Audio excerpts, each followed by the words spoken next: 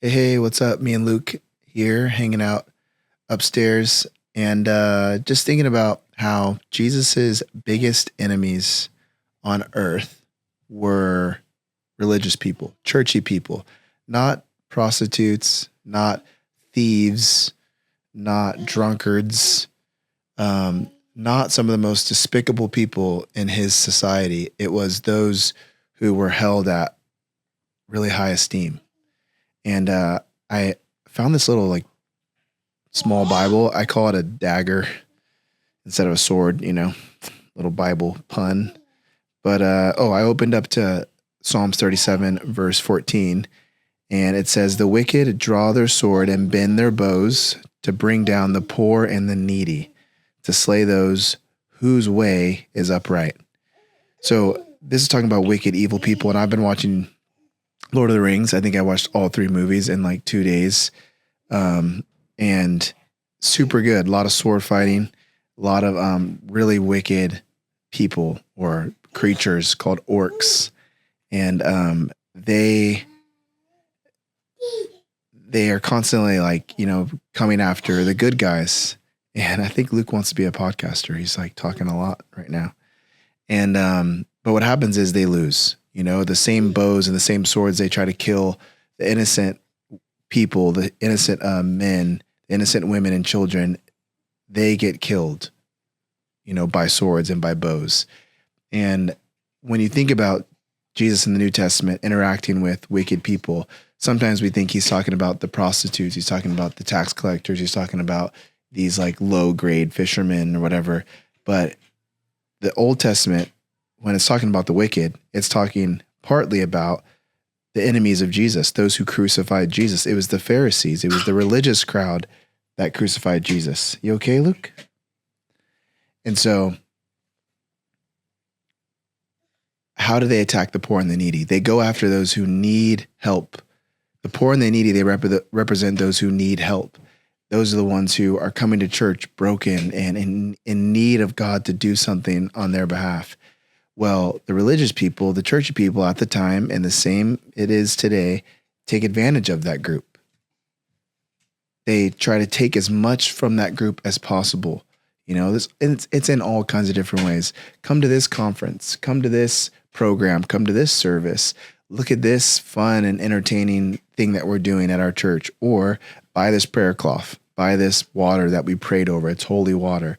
There's all kinds of different schemes that people come up with in the church to take advantage of the poor and needy, with the caveat of, if you do this, if you live like me, if you do X, Y, Z, and take my advice as a holy person, you'll be better. Your situation will be changed. The promise here is that in 37:15, their sword shall enter their own heart, their bows shall be broken. Their weapons are the weapons of their tongue. And those same weapons they use to take advantage of that crowd, they're going to have to eat their words. There's going to be a day where they meet Jesus and they're going to say, "Okay, don't eat the Pokemon card. Give me that. Yeah, no more. Don't eat the card." Choking on cardboard. But he's good. They're going to meet Jesus and they're going to be like, "Didn't we do this? Didn't we do that?" And Jesus is going to say, "Get away from me. I never knew you. You weren't doing it for me. You were doing it to take advantage of people."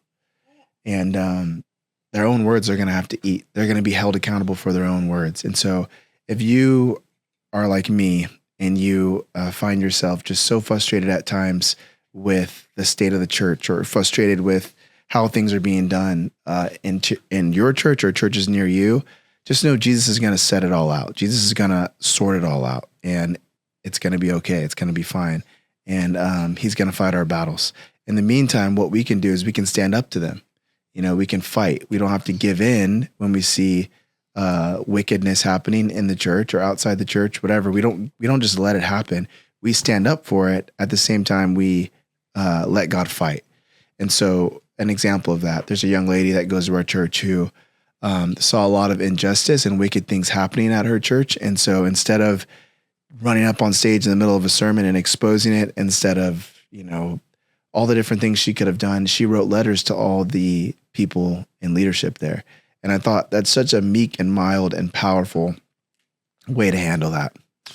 And so pray that God will give you an example on how to handle your situation, knowing also that Jesus, he was the one that was metaphorically stabbed with swords and shot with bows on the cross, the bows of God's wrath, the swords of and the spears of men.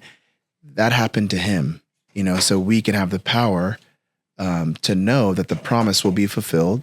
Those who are wicked will eventually be punished by God, but also we can join the fight. He did that so we could have the power to join the fight. But we fight how? By laying down our life, not doing what we want to do, but laying that down, what we want to do, what feels right in the flesh, and fighting meekly and fighting in a meek and mild way, like he did by laying down his life. And we know there's going to be life after that because he rose from the dead.